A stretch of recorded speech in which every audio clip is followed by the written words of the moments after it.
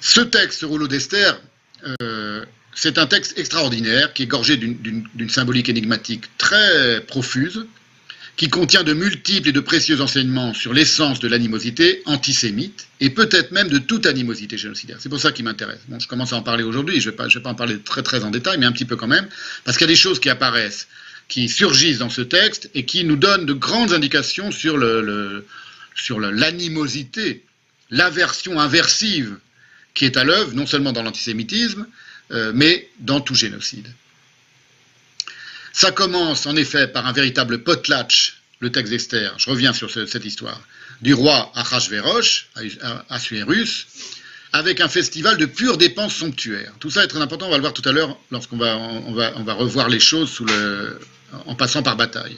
En tout cas, c'est dans le texte, hein, le sens simple, le sens obvi, le pshat, comme on dit en hébreu, ça apparaît immédiatement. Il fait un grand festin, il dépense beaucoup d'argent, il invite tout le monde. Donc on est dans un véritable potlatch traditionnel.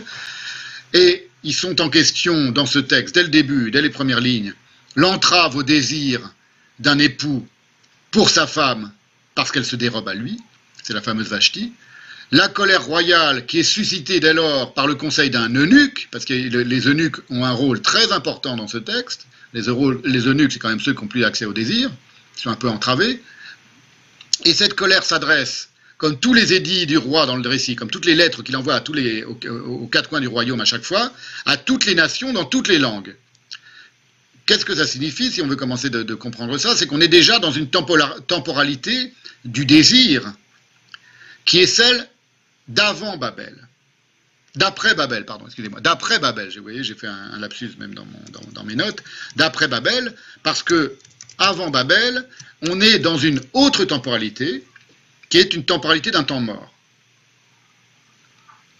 Cette temporalité d'après Babel, donc temporalité où on peut s'exprimer dans de multiples langues. C'est ce qui apparaît à plusieurs endroits charnières dans le texte. Le roi s'exprime lorsqu'il donne un ordre, que ce soit l'ordre d'exterminer les Juifs ou l'ordre de ne plus exterminer les Juifs, par exemple, ou l'ordre d'aller trouver une femme splendide n'importe où dans le royaume pour remplacer la reine Vashti qui a été congédiée.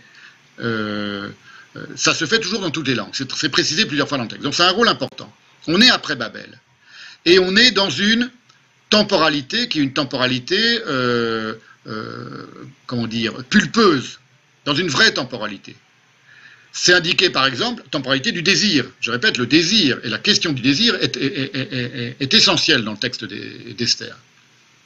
C'est indiqué par exemple par les 12 mois de préparation à la volupté des jeunes femmes qui sont élues pour le harem du roi. C'est ce qui est dit au début du texte.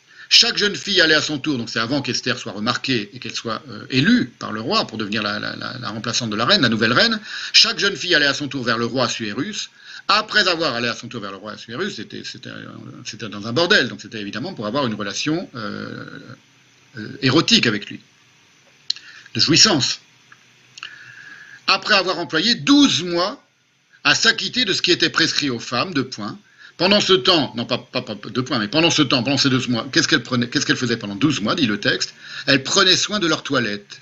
6 mois avec de l'huile de myrrhe et 6 mois avec des aromates et des parfums en usage.